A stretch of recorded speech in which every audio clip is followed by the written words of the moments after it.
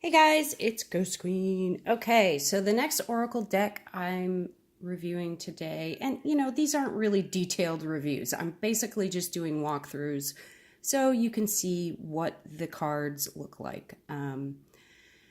When I'm searching for a tarot deck or an Oracle deck that I'm interested in, if one catches my eye and I'm trying to decide whether or not I want to purchase it, basically what I'm looking for is just to see what the deck looks like, what the cards look like.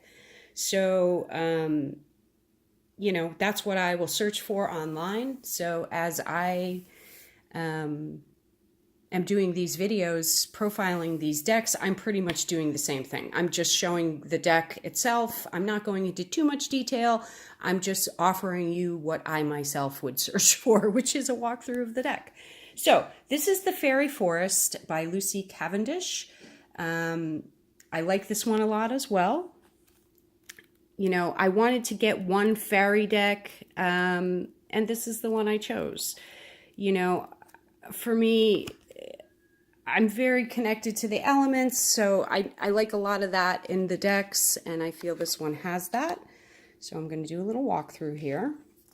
The artwork really appealed to me, very ethereal and ethereal, however you want to pronounce that word.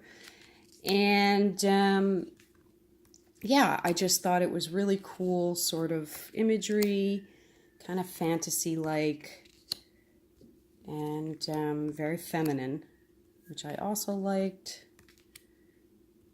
Very cool deck.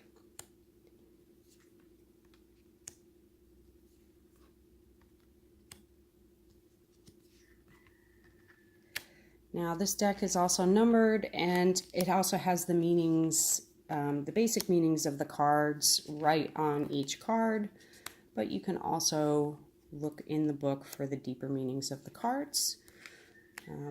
I do use these cards in my divination. Now, my divination practice in the past when it comes to cards has always been to use one card from each of my deck. And I haven't really done a ton of, sort of traditional professional spreads using one deck at a time. I've developed my own method of divination that works for me. That doesn't mean you have to do the same thing. This is just what I've done.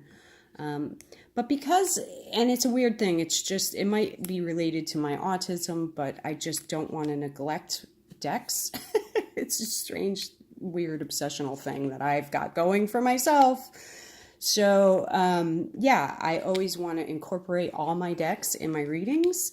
That's getting harder for me to do as my deck collection grows.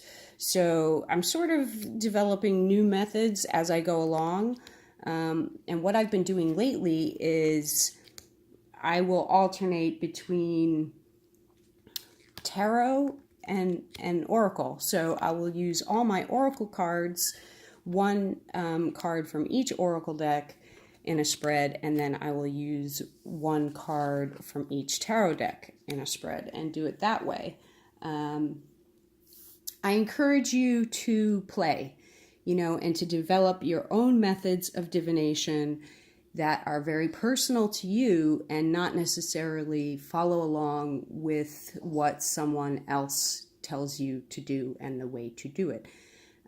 Do what works for you. Develop your own methods. That's the best type of divination, is to be guided by your own personal guides, your own personality, your own methods.